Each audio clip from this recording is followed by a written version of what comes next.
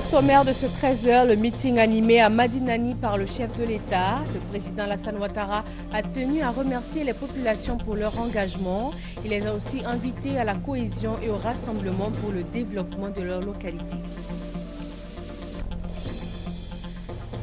Le retour de la Banque africaine de développement crée de nombreux emplois en Côte d'Ivoire. L'institution a également financé 70 projets dans le pays pour un montant de plus de 1300 milliards de nos francs. Les assemblées annuelles s'ouvrent dès ce lundi.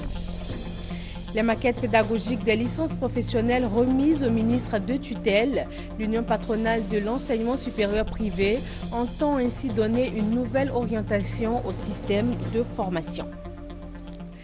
Bonjour et bienvenue à vous dans ce nouveau journal sur RTI 1. Quatrième jour ce samedi de la visite d'État du président ivoirien dans le Denguélé. Alassane Ouattara était ce matin à Madinani. Il s'est dit étreint par l'émotion. Le président a tenu à saluer la mémoire d'un militant de première heure du RDR, son oncle Yaya Fofana et sa famille. Il a aussi rendu hommage à tous ceux qui l'ont soutenu et qui ne sont plus.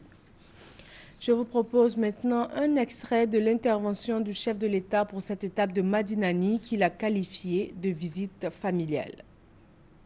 Cette visite est certes une visite d'État, mais c'est une visite de famille, une visite donc en famille.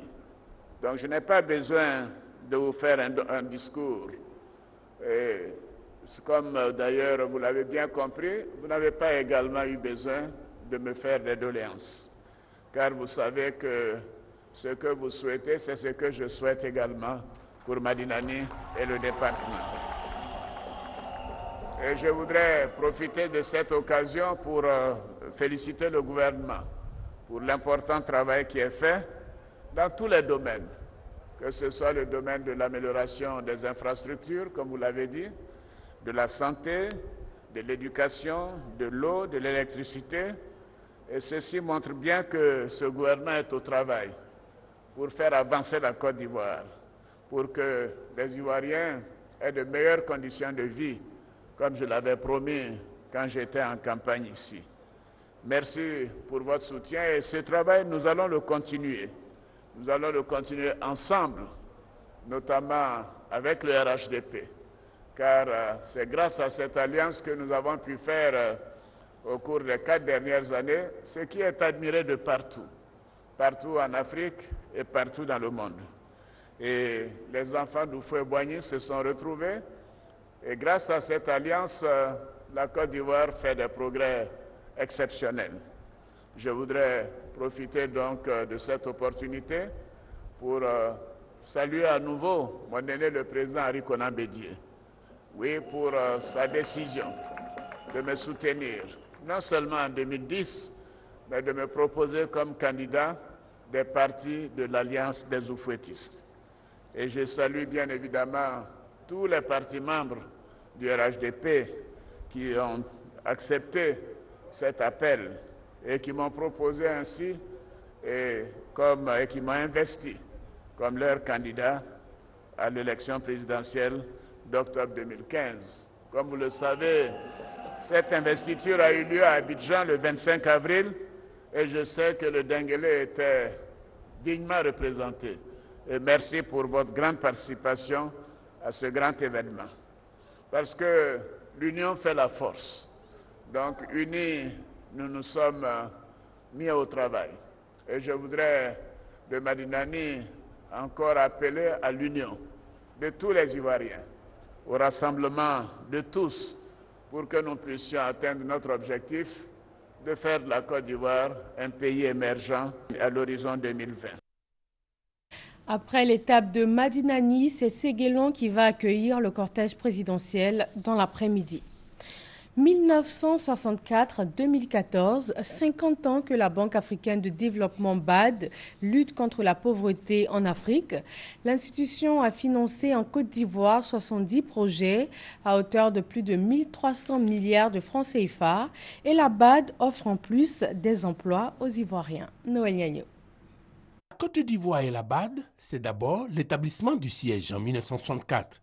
C'est ensuite son inauguration en 1970. Enfin, c'est une interruption des activités de l'institution intervenue en 2003. Mais l'histoire de l'Alliance, née de la volonté des pères fondateurs, continue, avec le retour de la BAD le 8 septembre 2014 à Abidjan. Retour qui consacre une retombée inestimable pour la Côte d'Ivoire. Que la première institution de financement panafricaine décide de rentrer chez lui, c'est la première retombée qu'il ne faut pas négliger. Parce que signe de confiance pour les investissements, pour le monde des affaires. Mais déjà, il convient de souligner que la Côte d'Ivoire a bénéficié de beaucoup de cette institution financière panafricaine. De 70 à ce jour, c'est un total de 1000 milliards 76 millions de francs CFA qui ont été investis dans un ensemble de 70 projets, avec en pole position les infrastructures 48%.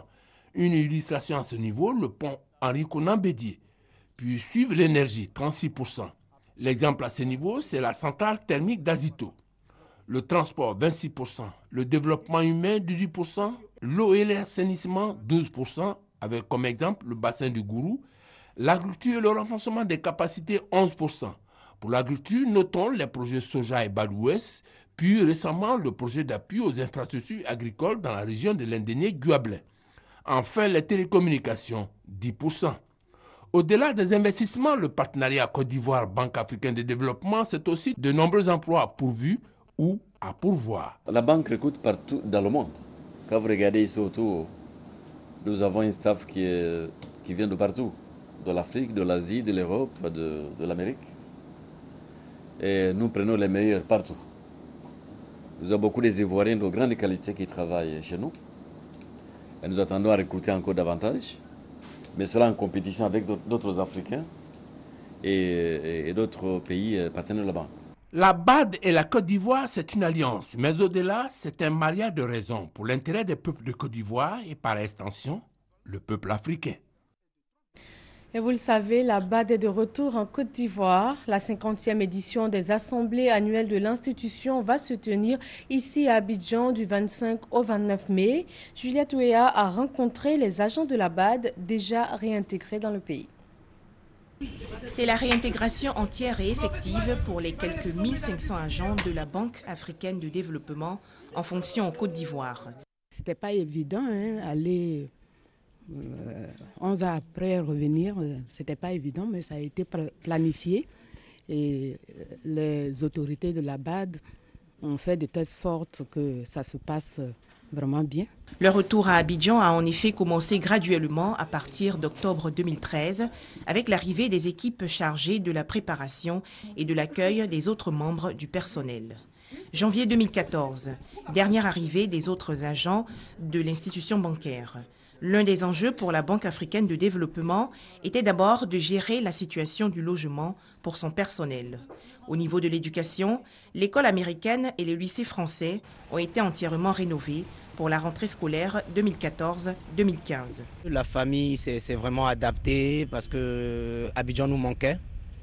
Et aujourd'hui, un retour au pays nous fait le plus grand bien parce qu'il y a longtemps qu'on attendait ça. Et vraiment, on est heureux.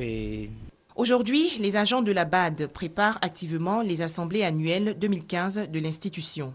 La rencontre qui va se tenir à Abidjan du 25 au 29 mai prochain verra la participation de plus de 4000 personnes venant des pays membres régionaux et non régionaux. Les travaux porteront également sur l'élection du nouveau président de la Banque africaine de développement. Une autre rencontre ici en Côte d'Ivoire, c'est la 23e assemblée régionale de l'Assemblée parlementaire de la francophonie. Le pays signe ainsi son retour dans les instances parlementaires mondiales. Le contenu de cette rencontre panafricaine avec Léon Brou. Encore une semaine, mais déjà 11 chefs de parlement et 18 délégations sur les 28 sections de la régionale Afrique ont confirmé leur présence. Plus de doute donc, la 23e assemblée annuelle de l'Assemblée parlementaire de la francophonie APF pour la région Afrique va se tenir comme prévu du 28 au 30 mai prochain. Au menu de cette rencontre à Yamoussoukro, des échanges sur des questions qui préoccupent l'Afrique francophone, croissance, pauvreté, causes et conséquences du terrorisme. Autre temps fort, la décoration de plusieurs personnalités dans l'ordre de la Pléiade. L'espace francophone, donc l'APF, au niveau des parlements, a institué un ordre qu'on appelle l'ordre de la Pléiade et qui décerne des distinctions aux hautes personnalités. Un des récipiendaires sera le président Henri Konan Bédié, qui a été lui-même déjà ici président de l'Assemblée nationale. Puis bien sûr, bien d'autres également qui ont contribué par leurs activités à la promotion des valeurs de la francophonie. Sont attendus à Yamoussoukro plus de 300 parlementaires de l'espace francophone africain. Leurs résolutions seront soumises à la 40e Assemblée générale annuelle de l'APF, prévue pour se tenir en juillet 2015 à Berne, en Suisse. Cette 23e session de la Régionale Afrique, donc un autre signal fort du retour de la Côte d'Ivoire sur l'échiquier international. Elle intervient après la 6e édition du Parlement de la francophonie des jeunes et la 39e session de l'Assemblée parlementaire de la francophonie, tenue en terre d'Eburnie en juillet 2013. Les maquettes pédagogiques des licences professionnelles remises au ministre de tutelle, l'Union patronale de l'enseignement supérieur privé entend ainsi donner une nouvelle orientation au système de formation. Herman Yamia. Il a fallu 6 mois aux experts de l'Union patronale de l'enseignement supérieur privé pour élaborer les contenus de ces maquettes pédagogiques harmonisées des licences professionnelles. Remise ici au ministre de l'Enseignement supérieur et de la Recherche scientifique, cette nouvelle trouvaille va permettre de donner une nouvelle orientation au système de formation qui devra faciliter aux étudiants l'obtention plus aisée d'un emploi après leurs études. Par le passé, quand un étudiant va à un cours dans une salle de classe, il passe les 3 quarts de son temps à copier. Mais aujourd'hui, dans le système qu'on met en place dans la licence professionnelle, dans le système LMD, l'étudiant est amené, d'abord il reçoit le cours, le support physique. On lui donne le cours avant, c'est pas comme avant. Ou c'est au jour le jour. Vous voyez, il y a déjà une amélioration. Ces maquettes pédagogiques ont été conçues de façon consensuelle par tous les fondateurs d'établissements privés d'enseignement supérieur et les acteurs de l'enseignement supérieur. Elles vont donc mettre fin au cycle de confection individuelle de programmes pédagogiques par chaque établissement. Le ministre de l'Enseignement supérieur et de la Recherche scientifique se félicite de cette initiative. Il précise que le plus important de toutes ces innovations est l'employabilité des étudiants. On ne peut plus former pour former. Il faut former pour un emploi. Cela suppose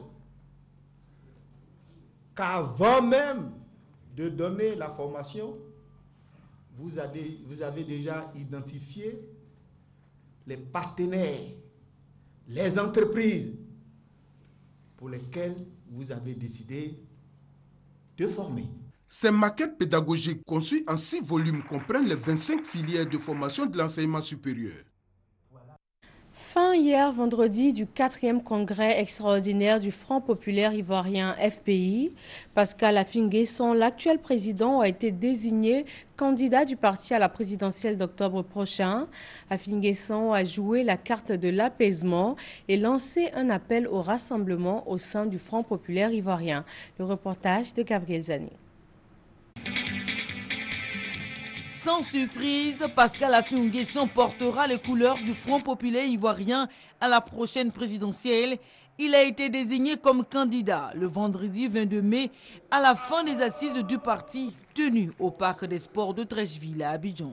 Le 4e congrès extraordinaire du FPI a désigné le camarade Pascal Affi-N'Guesson, président du parti, comme candidat du FPI à l'élection présidentielle d'octobre 2015. Dans les motions de soutien, le parti a appelé au rassemblement des forces politiques et démocratiques pour élaborer une stratégie afin d'apporter le changement dans la vie des Ivoiriens. Affi-N'Guesson, désormais candidat du FPI, a réaffirmé sa détermination à gagner la présidentielle d'octobre, tout en tenant un discours rassembleur.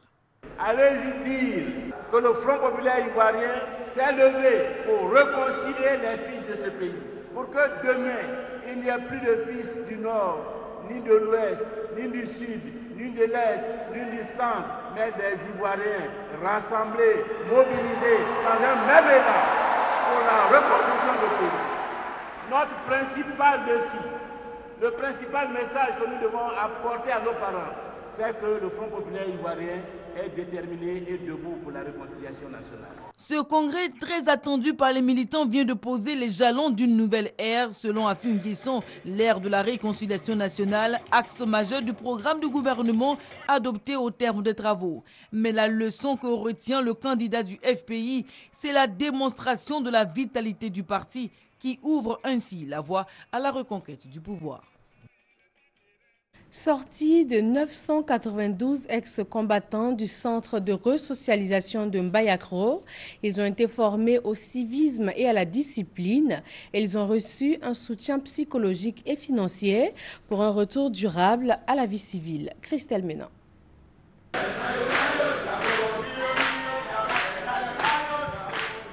Ils sont 992, hommes et femmes, tous ex-associés au FRCI. Dans ce site de Wokokro à Mbayakro se termine leur stage de resocialisation encadré notamment par des sociologues, la Croix-Bleue et des agents de la gendarmerie nationale. Aujourd'hui, ils sortent de ce camp après avoir été instruits durant un mois dans divers modules, notamment le civisme, les droits de l'homme ou la comptabilité simplifiée. Ils bénéficient pendant leur resocialisation d'une prise en charge psychologique qui leur permet de surmonter leur traumatisme ou de décrocher de certaines addictions telles que la drogue ou l'alcool. À leur sortie, on leur remettra un pécule de 40 000 francs, un bon de permis de conduire, un carnet de compte bancaire ou un bon de formation AGFOP pour ceux qui en ont besoin. Bonheur, c'est le nom de l'opération qui permet à ces ex-associés FRCI de passer d'ex-combattants à citoyens. Partie intégrante du processus DDR, l'opération Bonheur implique la DDR, l'état-major des forces armées et les partenaires non gouvernementaux ou onusiens. Aujourd'hui, je suis venue à la Resso. J'ai été transformée. On m'a accordé la chance d'avoir un métier et aussi d'intégrer à la vie sociale. C'est la meilleure des choses qu'il a pu faire pour les ex-combattants. Pour pouvoir réintégrer durablement la vie sociale, Brigitte et les autres recevront chacun 800 000 francs CFA directement sur leur compte bancaire. La somme servira à financer leurs différents projets préparés pendant les stages de resocialisation. 2120 ex-associés sur 5600 estimés sont déjà passés par la Resso. L'opération Bonheur se poursuit, mais s'achèvera le 30 juin à l'instar du processus DDR. Le président était très clair là-dessus, ça a été répété à plusieurs reprises. Il n'y a plus de place, il n'y a plus de matricule militaire. Nous avons fait des campagnes de sensibilisation pour leur dire que c'est maintenant qu'il faut que vous veniez. Il faut venir maintenant, autrement ce sera trop tard. Parce qu'un processus du DDR, je vais vous dire, ça coûte cher. C'est un processus qui coûte beaucoup d'argent à l'État de Côte d'Ivoire et aux contribuables ivoiriens. Donc il faut à un moment donné que ça s'arrête. Près de 74 000 ex-combattants relevaient de la DDR à sa création en 2012. 10 000 ont été retirés de l'effectif parce que décédés, auto-réintégrés ou installés à l'étranger. Au 20 mai 2015, plus de 55 000 sur les 64 000 ex-combattants véritablement concernés sont réintégrés ou en cours de réinsertion. Les 9 000 restants sont la cible de futures opérations de ratissage prévues se dérouler tout le mois de juin. À San Pedro, des ex-combattants ont eux aussi bénéficié d'un projet. Il s'agit du projet Transport Permis de Conduire. Ils vont ainsi pouvoir s'insérer dans le domaine des transports publics. Chantal Akanda. Il s'agit de 13 mototricycles pour 13 bénéficiaires qui ont suivi une formation sur la resocialisation.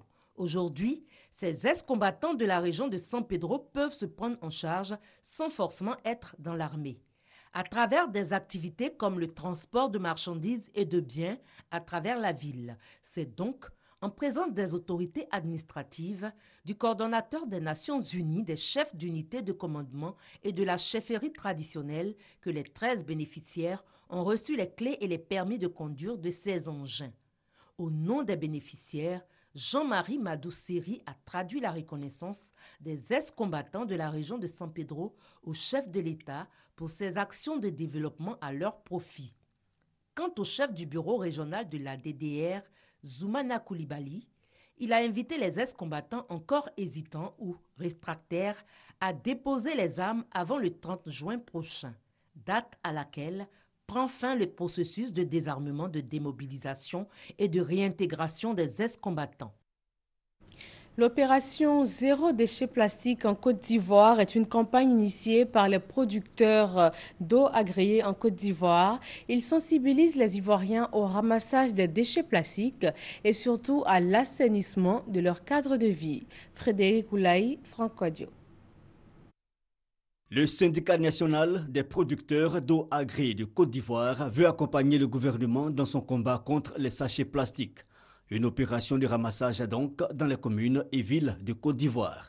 Elle est dénommée Opération Zéro Déchet de sachets plastiques en Côte d'Ivoire. Notre action est de débarrasser la Côte d'Ivoire de tout ce qui est déchets du plastique. L'action que nous voulons poser, c'est une action citoyenne pour accompagner l'État dans l'optique de rendre nos villes et partant notre pays propre. Cette initiative vise entre autres à sensibiliser les populations à adopter un comportement citoyen vis-à-vis des emballages plastiques.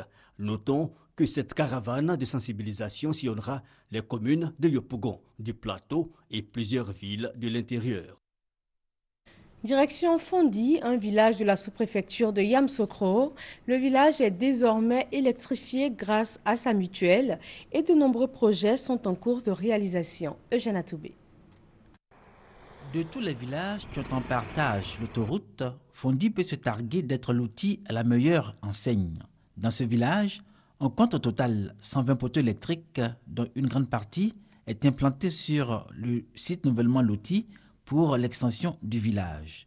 Depuis février 2014, à la faveur de la visite d'État du président de la République dans la région du Bélier, Fondi électrifié et inondé de lumière. La nuit, ce village fait envie. Mais Fondi doit lutter constamment contre les voleurs de réverbères, en même temps que son chef fait mains et pieds pour que chaque habitant obtienne un abonnement. Depuis que l'État nous a aidés à pouvoir électrifier notre village, on a suivi beaucoup de vols, plus de 4 fois. Pour cela, on s'est organisé en surveillance. On a mis les jeunes de 15-15 pour pouvoir faire cette surveillance. Donc tous les jours, de 23h jusqu'à 6h, on fait cette surveillance. Je félicite beaucoup la jeunesse qui est prête à s'engager à faire cela. Il y a un projet en cours que l'État a mis sur pied. C'est ce projet qu'on attend. À partir du moment où ça serait fait, où les maisons seront équipées, quel que soit le bâtiment, je crois que pour l'abonnement, il n'y a pas de problème. Au-delà de la mission de sécurisation du village par les jeunes de Fondi, ceux-ci sont organisés en coopérative pour vendre le produit de leur champ.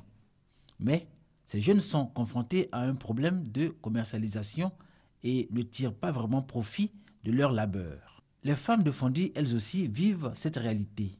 Elles sont vendeuses le long de l'autoroute, tenancières de maquis ou exerçant dans le vivrier, le manioc notamment, depuis les champs jusqu'à sa transformation. Aujourd'hui, leur souhait, c'est que la mutuelle de Fondi leur achète un motoculteur et les accompagne dans leurs activités pour mieux se prendre en charge.